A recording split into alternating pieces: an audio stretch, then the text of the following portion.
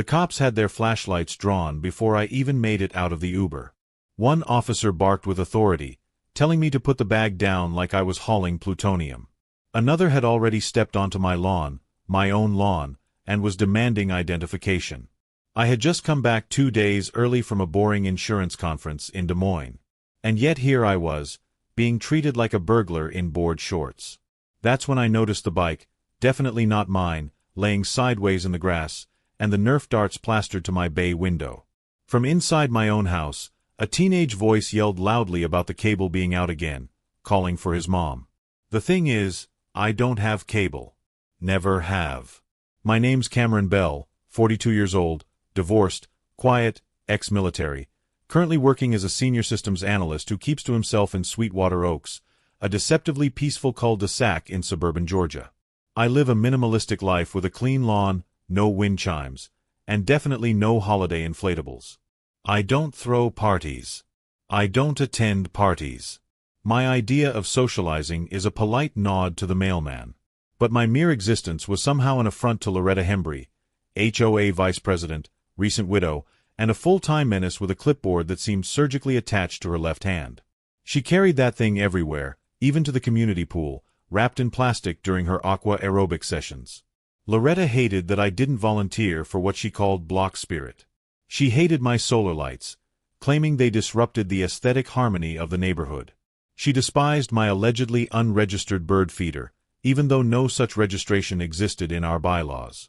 Most of all, she hated that I never smiled during her forced community socials, those painful gatherings where she'd corner people about their lawn fertilizer choices while serving stale cookies from the discount grocery store.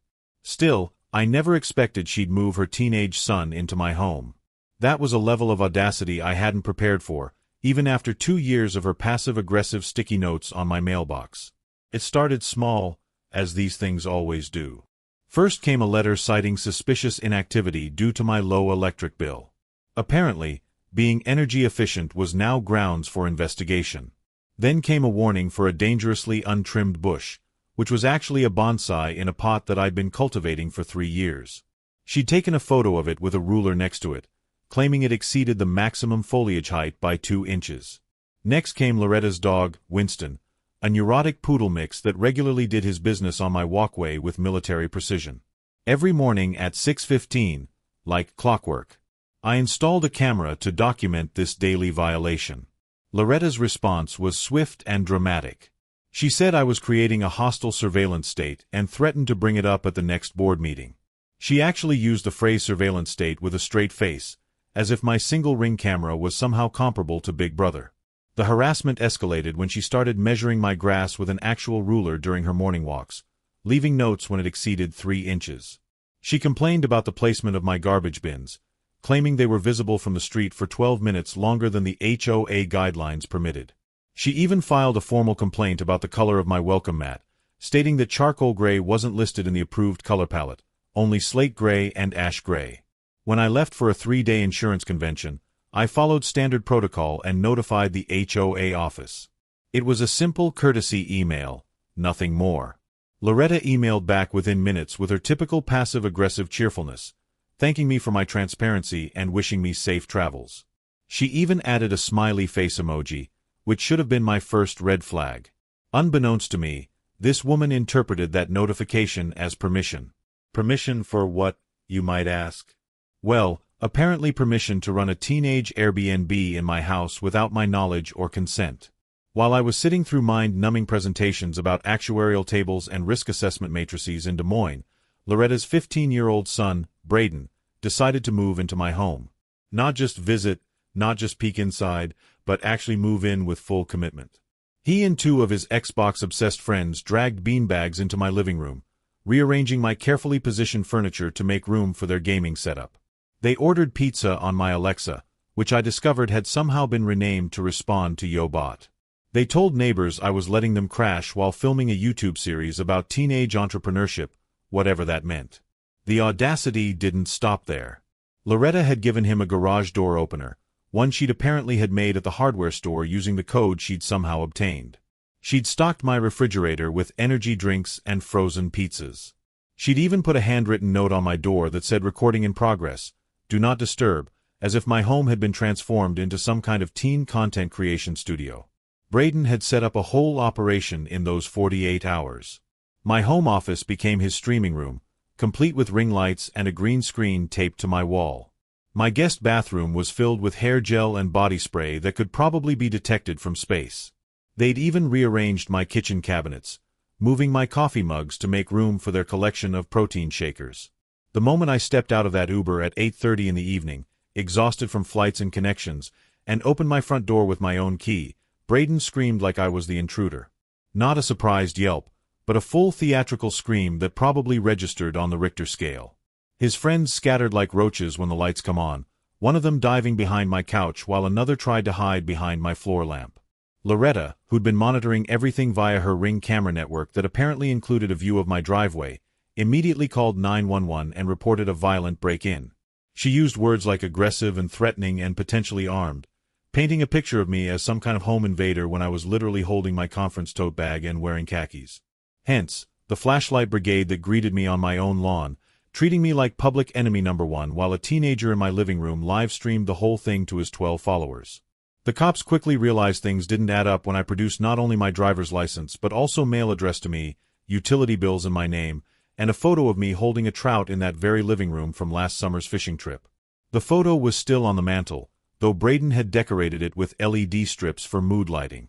When I asked the officers if they were seriously telling me this child lived here now, one of them muttered about paperwork while trying not to laugh. The senior officer, a guy who looked like he'd seen it all, just shook his head and radioed for a supervisor. Braden, meanwhile, insisted with a straight face that Loretta told him it was community property. He actually used those words, community property, as if my house was some kind of shared neighborhood resource like the tennis courts.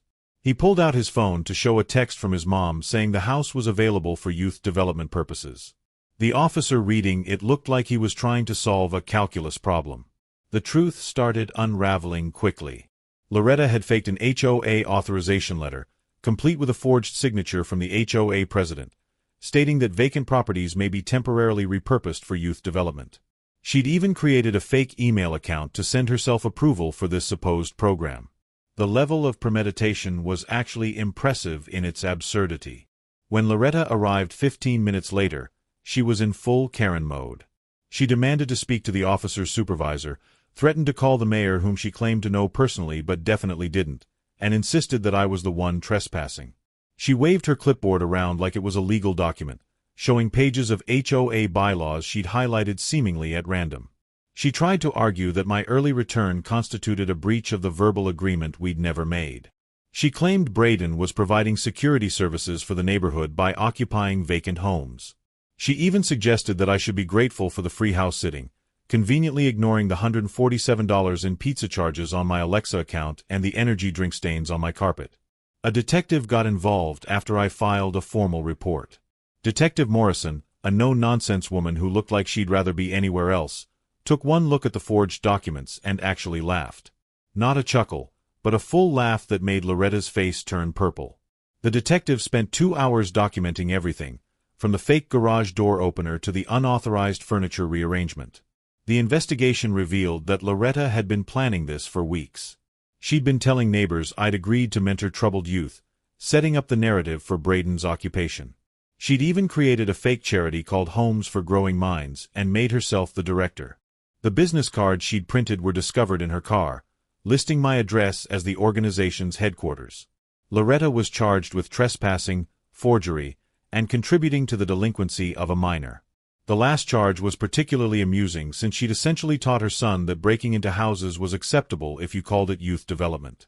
The officers also discovered she'd done something similar 2 years ago in another neighborhood, though that family had been too embarrassed to press charges. Her mugshot was uploaded to the Sweetwater Oaks Nextdoor page not once but twice, because someone claimed the first upload wasn't high resolution enough. The comment section exploded with stories of Loretta's past HOA crimes, from measuring fence posts with a protractor to calling code enforcement on a 10-year-old's lemonade stand. Someone even created a meme of her holding her clipboard with the caption "Trespassing License Inspector." She was removed from the HOA board in an emergency vote conducted via Google Forms. The vote was 57-3, with the 3 votes in her favor coming from her sister, her mother, and somehow, mysteriously, her own email address. The HOA president publicly apologized for her actions and instituted new oversight measures, which was corporate speak for "we can't believe this actually happened." As for Braden, his Xbox was confiscated as evidence, which seemed like cruel and unusual punishment for a teenager but was legally necessary. His YouTube channel, Braden House, was demonetized after posting a video titled "I lived in a stranger's house for 48 hours. Not clickbait. The video actually went viral for all the wrong reasons, with commenters roasting him for thinking someone else's house was a content opportunity. The criminal trial was swift. Loretta tried to represent herself initially, which went about as well as you'd expect. She attempted to submit her clipboard notes as evidence and referred to herself in the third person as a pillar of the community. The judge, who looked like he'd rather be golfing, had to remind her several times that HOA bylaws don't supersede actual laws. When she finally hired a lawyer, he looked defeated from day one. Every defense strategy fell apart when confronted with the security footage, the forged documents, and Braden's live-stream confession that his mom said it was totally legal. The prosecution even brought in a handwriting expert who confirmed the forgery, though honestly, a third grader could have spotted that her attempt to copy the HOA president's signature looked like she'd done it with her non-dominant hand during an earthquake. Loretta was found guilty on all charges. The judge sentenced her to 2 years probation, $5,000 in restitution for damages and emotional distress, and 300 hours of community service. But the real kicker was the restraining order that banned her from any HOA leadership position for 5 years and required her to stay 500 feet away from my property. When the judge read the sentence, Loretta's jaw dropped so far I thought it might unhinge.